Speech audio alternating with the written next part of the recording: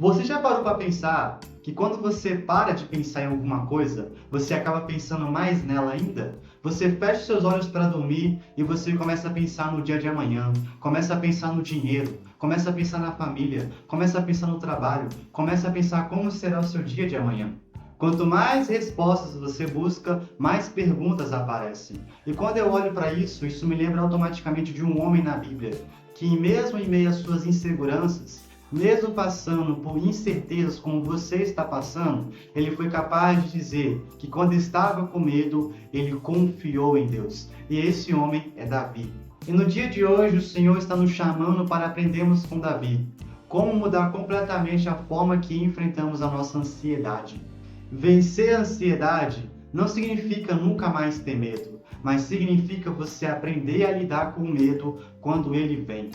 E a primeira coisa que Davi fez foi não esconder o que estava sentindo. Às vezes achamos que para confiar em Deus, precisamos parar de ter medo, mas isso não é verdade.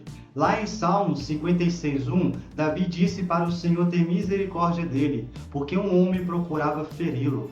Davi estava cercado, Davi estava com medo, mas Davi decidiu falar para Deus. E você nessa noite também pode fazer a mesma coisa, falar para o Senhor sobre os seus medos. Meus irmãos, orar é você levar o que você está sentindo para aquele que pode cuidar de você. Aprendemos com Davi que você não precisa esconder as suas fraquezas diante de Deus. E a segunda coisa que podemos aprender é que você deve entregar para Deus aquilo que você não pode controlar. E talvez essa seja a maior fonte da sua ansiedade. Você está tentando controlar algo que está além das suas mãos, algo que você não tem controle, que você não tem capacidade de controlar. Você quer saber se o seu sonho vai acontecer, se aquela oportunidade vai chegar, como será o seu futuro? E a grande questão é que você não sabe.